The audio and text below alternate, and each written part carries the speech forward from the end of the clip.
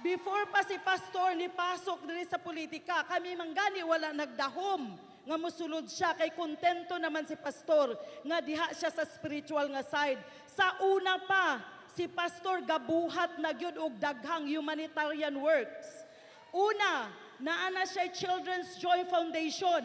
Kanang Children's Joy Foundation gahatag nag free nga education, gift of education gikan sa kindergarten hangtod college. Tinuod na mga igsuod ang iyang eskwelahan nga Jose Maria College, din man gyud na si Attorney Torion sa law. Mga igsuon, abi ninyo, halos tanan diha scholars. Wala na siya ginansya. Kay gipatukod yun na ni pastor para gyud sa tanan nga kabos ug sa tanan nga nagkinahanglan og tabang. Labi na sa edukasyon. Naay foundation si pastor nga gitukod nga SPM. Kanang SPM para na sa kalikasan. Munang hundreds of thousands of trees na tanom na tungod na sa pangunguna ni pastor para na sa atong environment to support.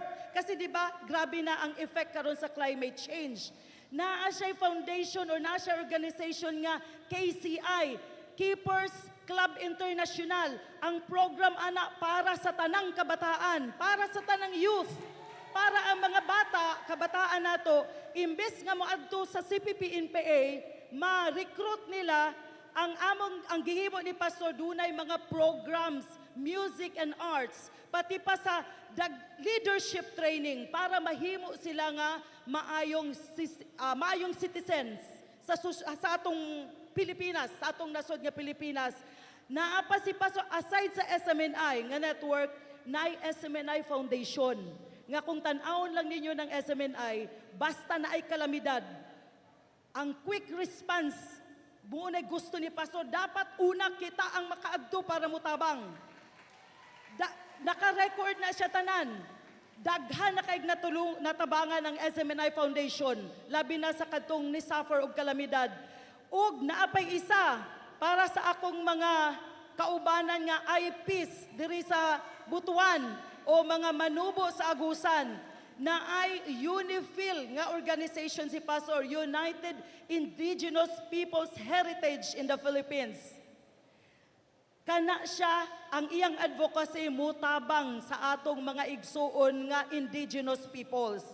In fact, mga igsuon, si Pastor ang nag-inspire sa akoa para mubalik sa akong tribo ug mutabang sa akong tribo. Manubo ko mga igsuon. Manubo ko ang akong lolo tribal chieftain og nga daghang kaayo ko og mga ang akong pamilya diri sa Butuan, sa Kabadbaran, sa Bayugan hangto didto sa Cagayan, dako kayo mga clan. Si pastor na nag-inspire sa amua nga mutabang sa tribo. Kanang UNIFIL ni pastor, before pa manggani na natukod, daghan na gyud siya gitabangan. Dato pamulingan siya, gi-adapt siya as dato sa atong mga tribo. Plus, kaning gusto ni pastor nga mahimo ang Pilipinas, iyaha gyud nang damgo nga ang Pilipinas mahimong first world country. Kaysa sige niya og libot sa nagkalain-laing nasod sa kalibutan, niingon si pastor, kaya man gyud nato na. In fact, niingon siya nga, Philippines is the most beautiful country in the world. Usay nakaingon ko nga, tinuod ba ni?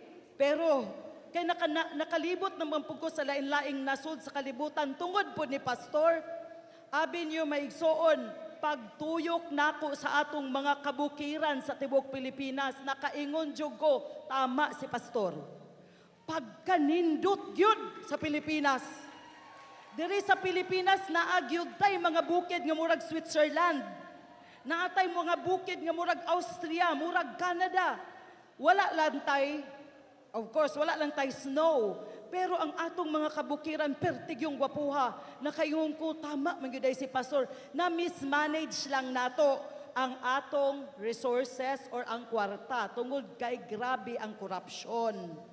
Mo nang ningon si pastor, kung ako modaog sa Senado, isa ni sa akong tutukan.